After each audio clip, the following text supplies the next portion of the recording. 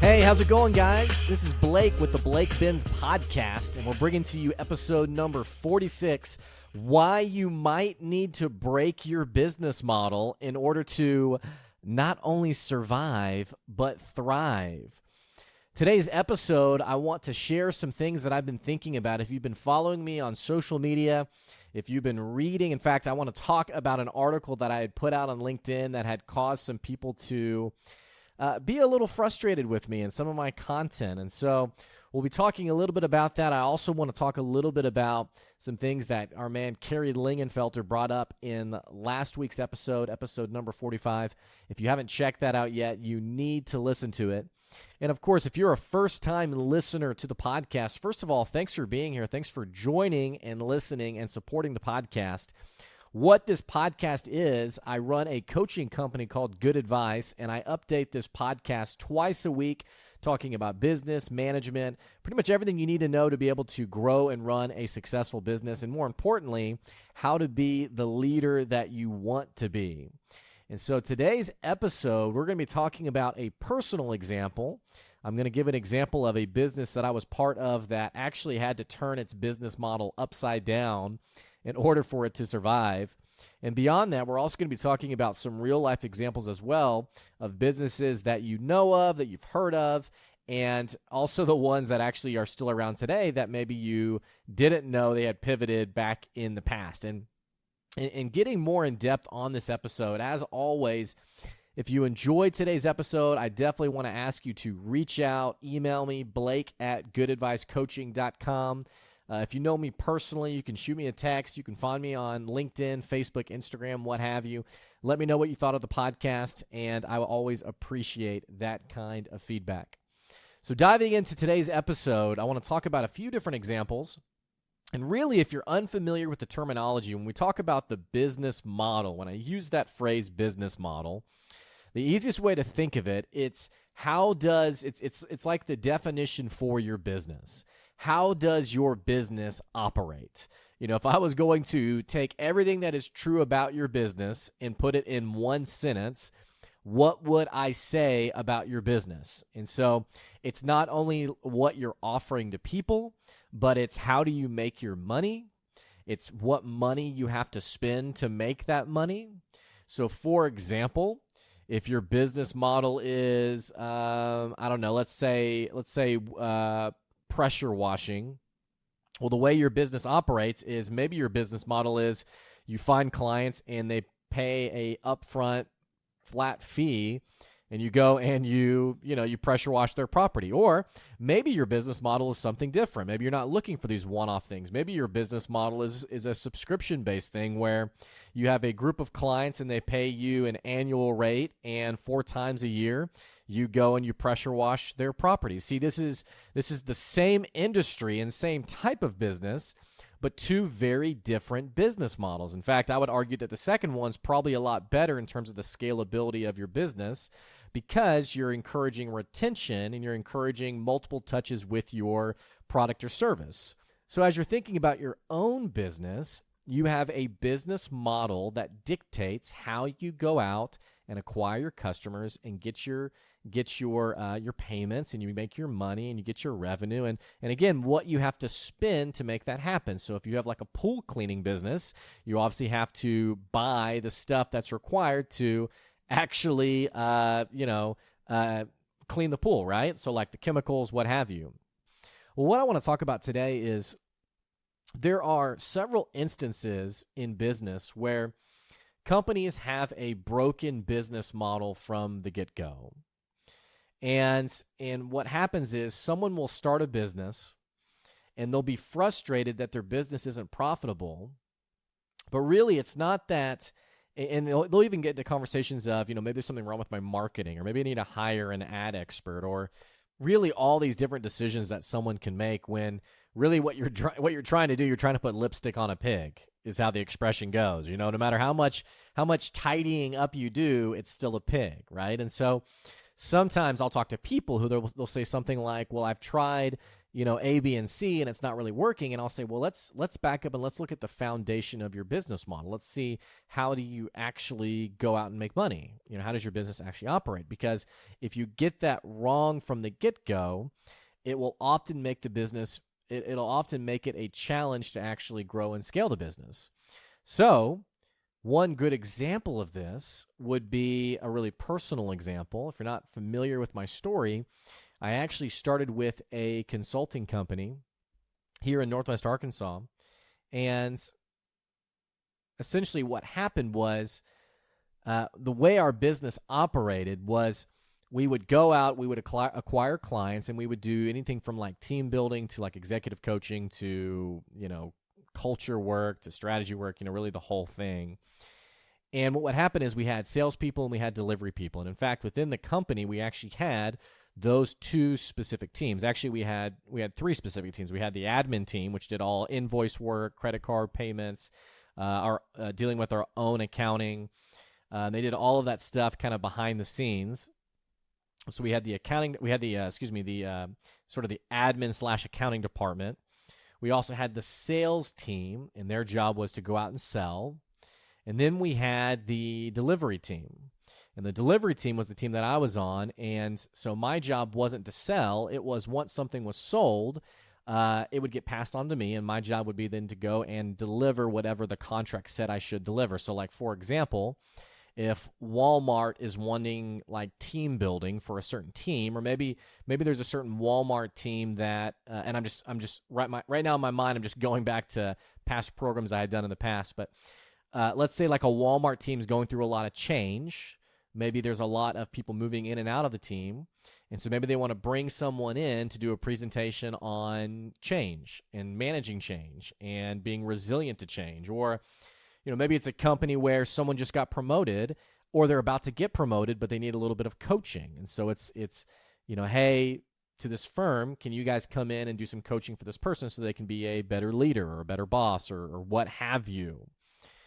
And then on the highest level, in terms of like what was usually the most expensive, but also which was the things that were the largest in terms of the amount of work we were doing, was working with like C-suite executives who they were trying to create like a strategic plan for their business, or they were just trying to get everyone on the same page, which is what my previous company had called the senior team alignment. Like, how do we actually get everyone, we all know what we're doing and we know what our goals are going to be moving forward, which as you grow into a larger and larger business, those touch points become harder and harder.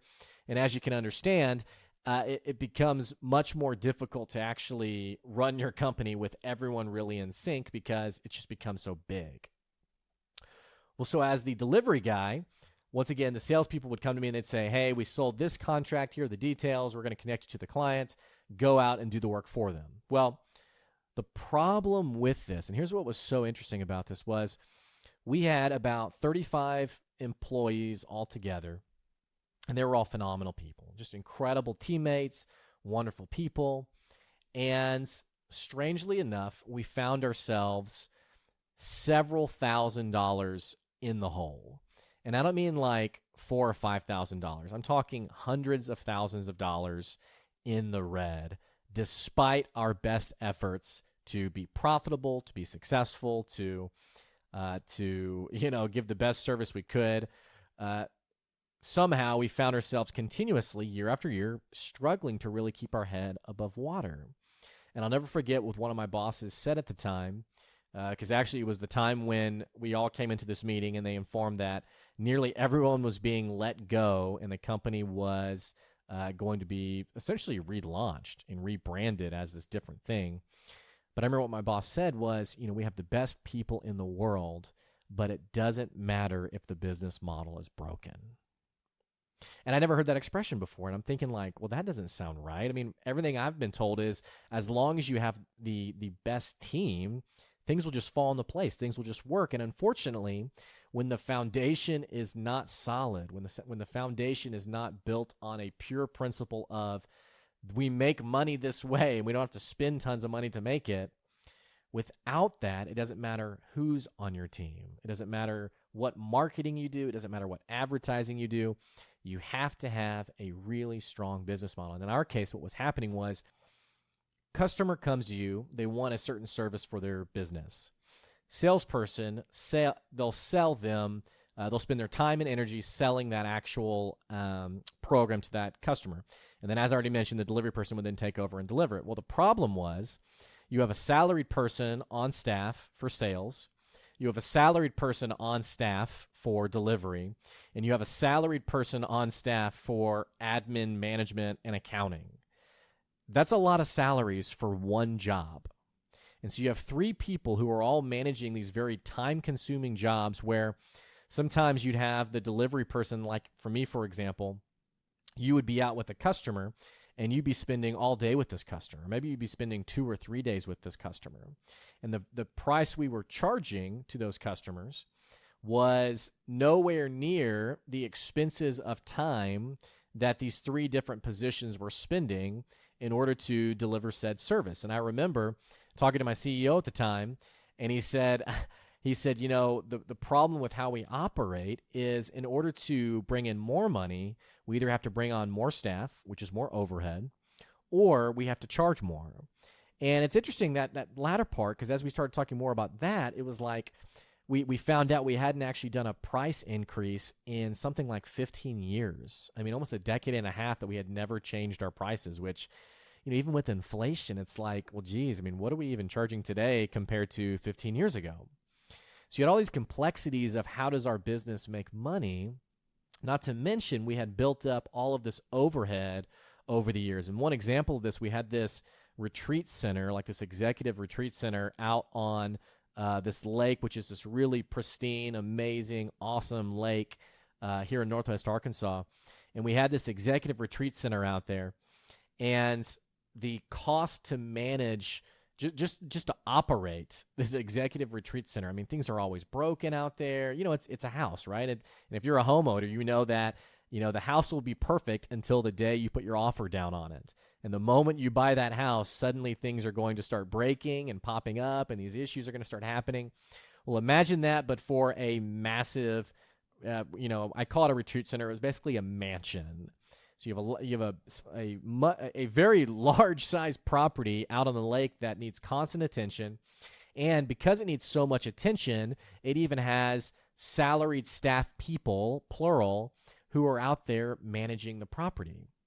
And we had this retreat center because we were sometimes funneling customers out to that event because sometimes they didn't want to, you know, they didn't want to come to a conference room. They wanted to come to a really nice place where they could really detach from the craziness of the world and really focus on their business. Now, in terms of impact, all of this stuff was phenomenal. I mean, customers were totally transformed. We had people, we had actual business owners who sometimes they were in tears by the realizations they were making about themselves and their businesses. So the work was absolutely meaningful. The problem was that it was not sustainable. And I think that's what happens sometimes when we have dysfunctional business models, is that in the short term, it can work, or in the smallest sense of scale, i.e., you have one customer, it can work, but on the grand scheme of things, it doesn't work, right? It's kind of like another way to approach this. Whenever our company was relaunching and rebranding, my CEO at the time, who he was actually moving on to a different company, I remember him saying, you know, you guys need to reconsider coaching.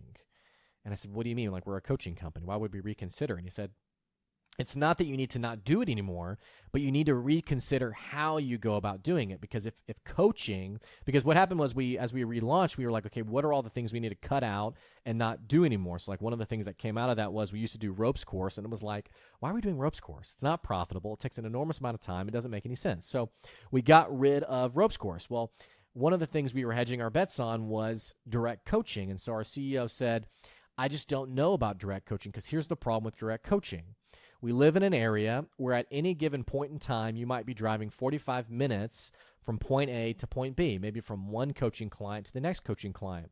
Well, part of the problem with that is that you're losing 2 to 3 hours in a day from all the travel that you're doing in Northwest Arkansas. So once again, the only way to solve this is either to change the way you go about coaching, or it's to charge people a lot more money to cover your time so that you're profitable. And you can only offer so much value to the point where people say, okay, you know what? I believe that this is important for me, but I just don't have that in my budget right now. But what the CEO was doing was he was challenging us to think about your business model, think about how you're going to operate, and position yourself where you can actually scale in a way that is healthy for your business. Because as you can probably guess, there's only a certain number of coachings I can take in a day before I'm totally booked and I can't take any more, right? So we totally repositioned our business. We reformatted our business model.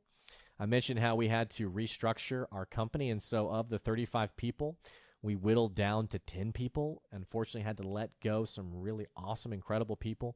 We got rid of our sales department completely. We got rid of our accounting and admin departments completely.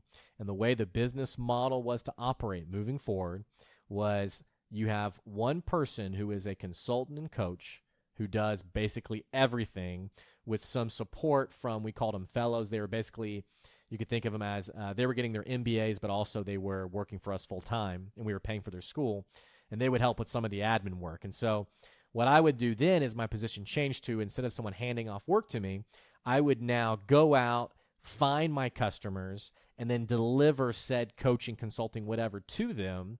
And it would all be part of this one neat and tidy package where I was essentially only paying for my time rather than, you know, a salesperson, an admin person, and a delivery person. And so we changed the way we did our business and actually went to what is today a very it's similar to pretty much what any consulting company does today. Is they have people who sort of fill these multiple roles, but especially it's incredibly unlikely now to find a coach who doesn't also have a hand in sales as well. So we had to change our business model in order for the company to survive. And crazy enough, sure enough, after years of being unprofitable in the hundreds of thousands of dollars, the next year there was a surplus of something like, or excuse me, a profit of something like $300,000 or $400,000. And so it absolutely worked, smashed our goals. It was just incredible. Now, our business is not the only example of this. If you look at history, there's plenty of other examples of companies that had to, I call it breaking your business model, where it goes beyond just the pivot. And if you're not familiar with the expression of the pivot, it's extremely common terminology in the startup world. And what it is, it's essentially where, and what you actually see in the tech world or the startup world is companies that are going to offer a certain service or a product or what have you, and then as they see how the market is changing, they pivot their service to something else. And so a really great example of this would be Bumble. And if you're not familiar, either Bumble or maybe it's Tinder is what it was.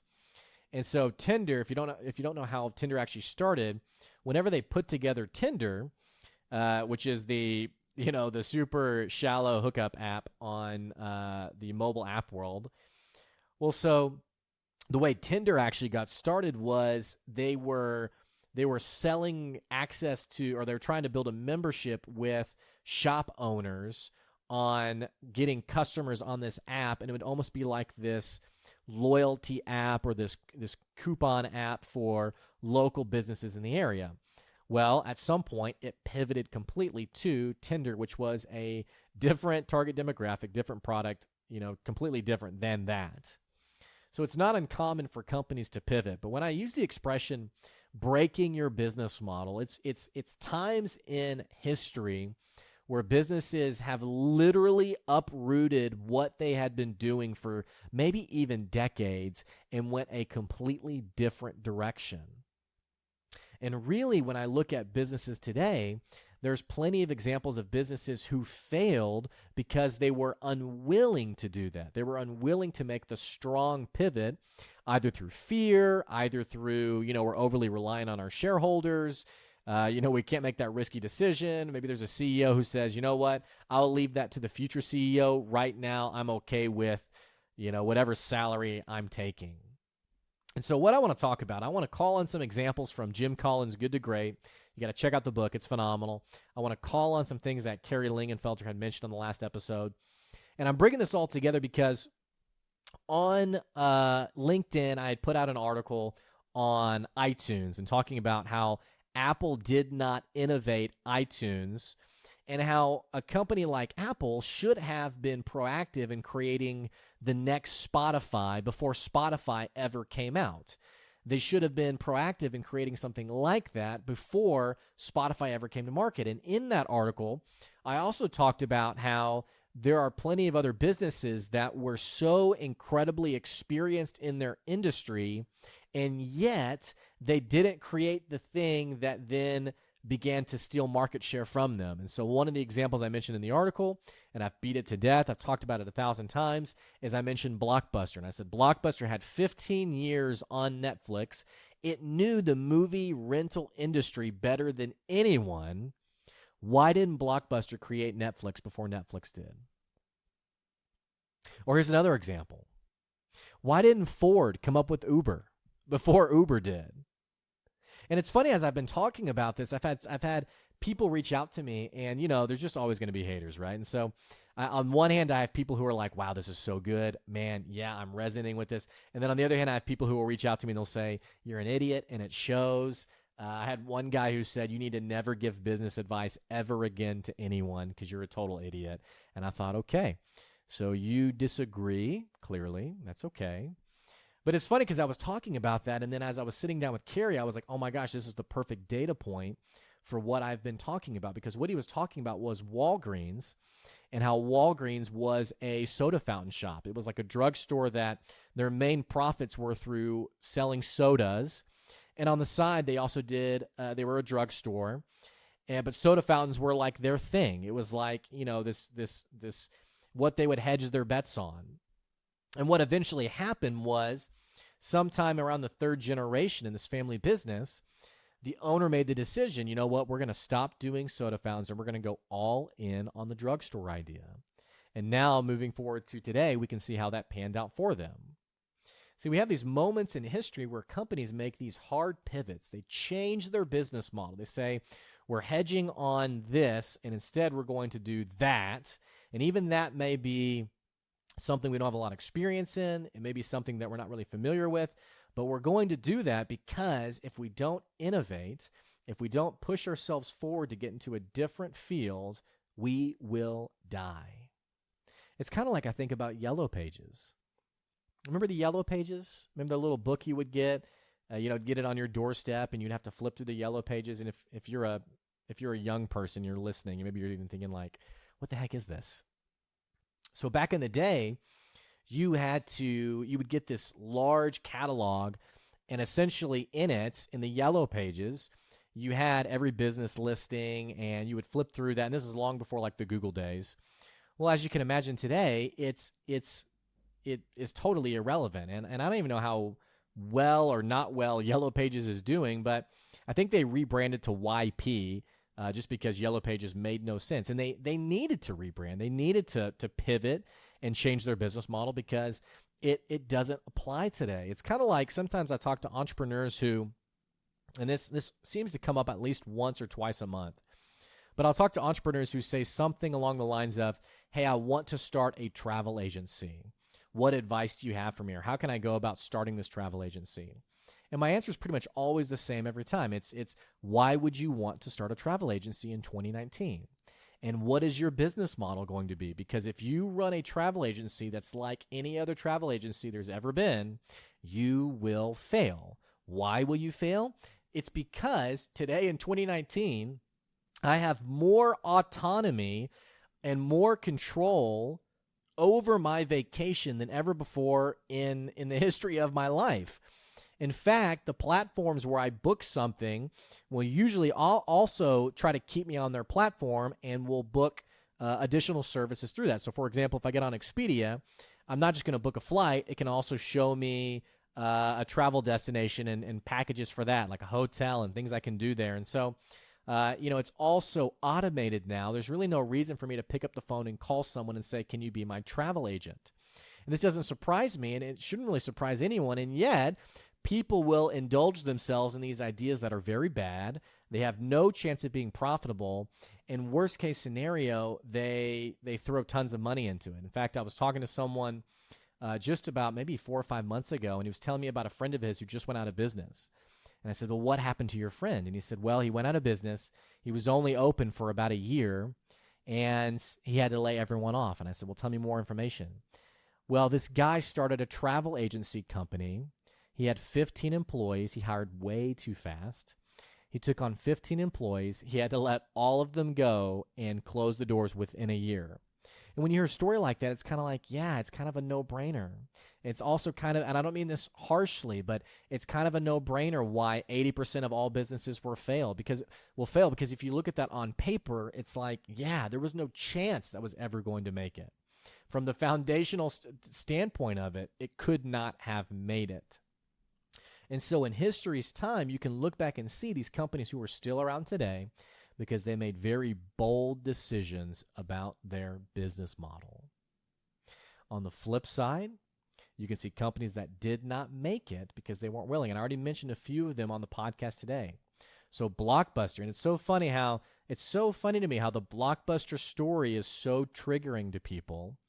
In fact, I've talked about Blockbuster probably more than any other company, only because it's so easy to talk about from a what not to do. Like, how do you what is there not to do when it comes to running a business that is already highly successful? Because they were number one, totally number one, and they lost it all. But for whatever reason, I have people who I had a guy who I'd commented something on LinkedIn, and he commented back maybe a couple of days ago, and was really just sticking up for Blockbuster. You know, I think he was like, you know, well, you can't blame them. They were doing this, and this is why they did this. And I thought, dude, are you really defending the company that went bankrupt and like lost its entire share in a 15-year span? I mean, like, really, you know? And so for whatever reason, people get really passionate about Blockbuster. But so Blockbuster's business model, the reason they didn't move to Netflix was two reasons. They loved the brick and mortar location idea. And that's part of the reason why they didn't jump on the Redbox plan, especially as Redbox were coming up. Even while they were still really dominant, Redbox started showing up. And then second of all, they really loved their late fee policy. They were making tons of money on late fees. And so if you're the person in the room and you say, here, I have an idea, let's move away from late fees and let's go to this Netflix-esque type model. And of course, at the time, assuming Netflix didn't exist at the time, we're going to go to this subscription model where you just pay a monthly rate and you just get whatever you want, yada, yada. You know how it works. That person, I guarantee you, was laughed out of the room. I guarantee you there were executives who looked at, the reports or the P&L or the revenue, whatever on paper and said, look at all the money we're making. You're nuts. You are crazy. You're insane. We're not going to do that. And the business isn't around now, 20 years down the road. Same thing's true for Kodak. And I love what Carrie mentioned because I didn't realize this. Kodak, I've mentioned before, there was really a lot of allure around the nostalgia or the tactile feel of developing the film and how people wouldn't want to move away from that and just see it on a screen. And then Carrie pointed out, actually, and I'd totally forgotten this, there were kiosks all over the place where you would go and actually physically develop your film. Well, if you go digital, what happens to those kiosks? Well, first of all, you lose a significant revenue booster. What happened to Kodak? No idea, but they definitely aren't number one. They aren't something that comes to mind very often any longer. And then the latest I've been talking about, you have everybody who's trying to Uberize their businesses and trying to come up with the Uber model and apply it for their own business. But what frustrates me about Uber, it's why didn't Ford, GM, Toyota, whoever, why didn't these companies come up with the Uber idea before Uber? When we look at Uber today, and the valuation of Uber is somewhere between $80 billion and $120 billion, that is an incredible amount of money for a company that doesn't have a single car to operate its business. The auto industry in general, there are a multitude of companies that wouldn't even match that. There's a multitude of companies that you would combine together just to equal that. So we know that there's incredible value in Uber. Why didn't Ford come up with it? And I could say the same thing. I'm picking on Ford. I could say the same thing about any of the auto makers. But these companies, they know the industry better than literally anyone. Literally than anyone. Same thing. I mean, I'm talking about Uber, but we could easily transition it to talking about Tesla. Why did so few companies jump on the Tesla train before Tesla ever did? What did Elon Musk and Tesla do that was so revolutionary? And why couldn't have these other companies done it first? They had first mover advantage. They obviously had the cash reserves. I mean, they had the size of business, the market share. I mean, they could have easily innovated into these other spaces. And a lot of times the reason companies don't do that is because it's too risky for how our business makes our money today. I don't want to indulge the idea of how I might need to make my money tomorrow or next week or next month, because right now I want to protect how I make my money today. And the only problem with that thinking is, sure, you're around today, but you might not be around a year from now or 10 years from now or 20 years from now. In order for your business to make it, you might need to change your business model. You might need to redefine how you make your money. And sometimes it's not a super sexy or you're just indulging yourself into some really crazy thinking. Sometimes it's taking something that is complex or broken about your business and just making it simpler. I think I mentioned this a few episodes ago, but I had a friend of mine who he runs the way his business operates is it's like a WordPress or like a website maintenance plan is how his business works. And so companies pay him for him to basically handle the maintenance of their website and also cover all of these things like security and certifications and all that stuff.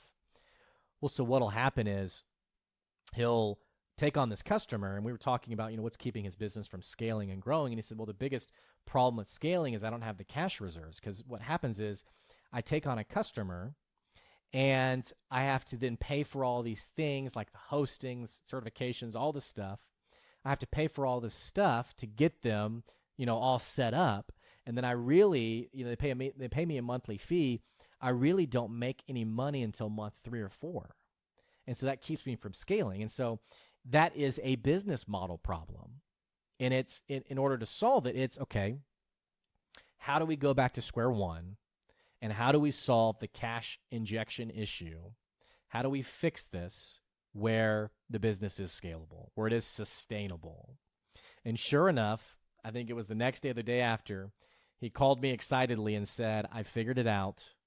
I have found a way to provide these things at essentially no cost, where every customer I take on is immediate profit from month 1, from day 1. And he solved it. I didn't solve it. He solved it. He went out and figured it out, and he solved it. And so now he has a business model that it's scalable, it's sustainable, and it will give him the money he needs to stay incredibly interested in this idea of what's the next thing that I can invest into to make sure that my business not only survives, but thrives. Wherever you are in your business, give yourself a little bit of a check. Where is my business model? How does it operate? Does it need to be tweaked? Does it need to be changed? Or do I need to break it down entirely and pivot to something else? Again, it's not about making your money today. It's not about eating dinner tonight. It's about having that meal a week, a month, a year down the road. Hey, if you got a story of your own of a business who either didn't pivot at all and died, or a business that totally flipped the script entirely and changed to a different industry, I would love to hear it. Those kinds of stories are just fun stories for me to have in my brain as I'm just talking about these random things. If you have a story like that, I'd love to hear it, even if it's not a national brand, maybe even just a local business you know of, or maybe it's even your business. I want to hear about it. Shoot me a message on social media or email me, blake@goodadvicecoaching.com. Again, if you like this episode, absolutely let me know. Give me your feedback on it. And as always, thanks so much for supporting the podcast. I appreciate it, and I'll catch you next time. Thanks for listening. See ya.